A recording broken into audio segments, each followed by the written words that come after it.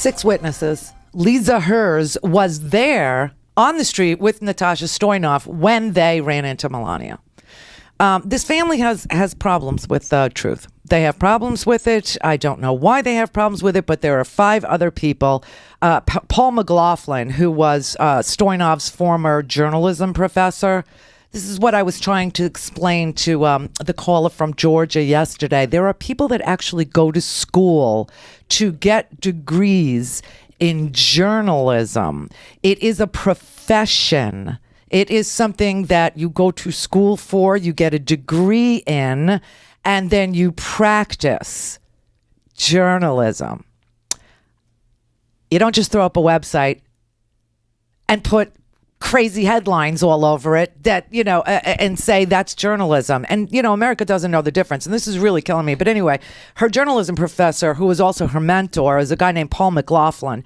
He said that she called him after that, and she was in tears. The night that this happened, she called him. She called him while she was still in Palm Beach, when she was still at Mar-a-Lago.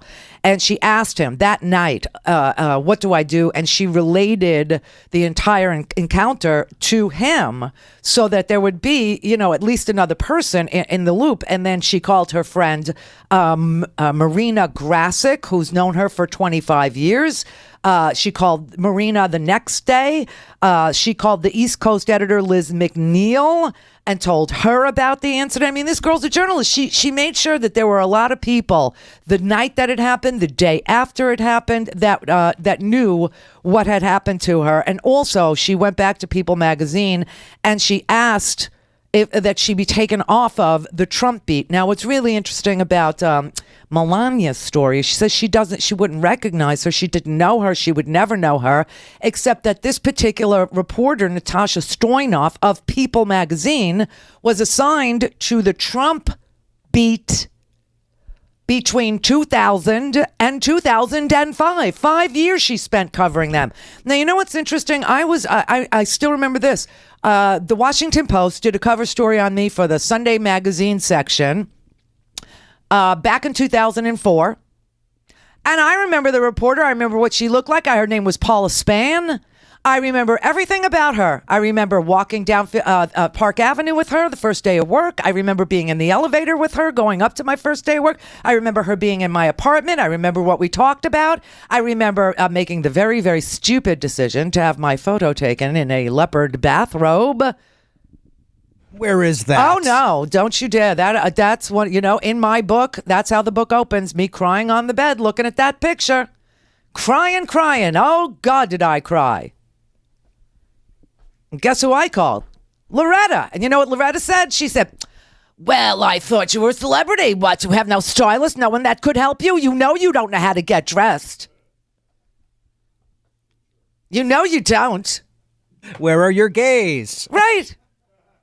Where are they? They left you alone to do this? Oh, my. And I said, Mom, I was going for something natural. I wanted like Mapplethorpe. I said Mapplethorpe. Well, I don't know who that is, but this picture is awful. I'll call you later. Make sure you answer your phone. That's what she said. But there's all these people, okay? And I remember reporters that have interviewed me. I remember Ellie Brecha from the Miami Herald. She did the very first article on me ever. She called me a bottled blonde. Yep, she called me a bottled blonde. But I remember everybody that ever interviewed me. It's just so strange that they have no recollection of a reporter who covered them for 5 years for People magazine. And they were in the business of selling a television show. Okay, I think you might remember the reporter from People magazine when you're in the business of selling The Apprentice to, people that buy People magazine. So I find the whole story ridiculous, but I'm so glad she's a journalist, and I'm so glad she knew to call her friends, and I'm so glad she knew to call her journalism professor, who, by the way, said to her, she said, what should I do? And he said, I advised her not to say anything because I believed Trump would deny it, and I knew he'd try to destroy her. And that is what he's done. That is what he's done. He said it was a tough decision, but in a he said, she said, we believed she would lose. He seemed rather nasty at the time. That's what he said. at the time. He's always been. So anyway, I just can't believe that poor Hillary has to debate this. I really, I'm stunned that it's gotten, this far. But, we kind of knew it would, because the guy is a clown and America likes a clown. I'm up now, and so it's the current statements that Melania is, taking issue with.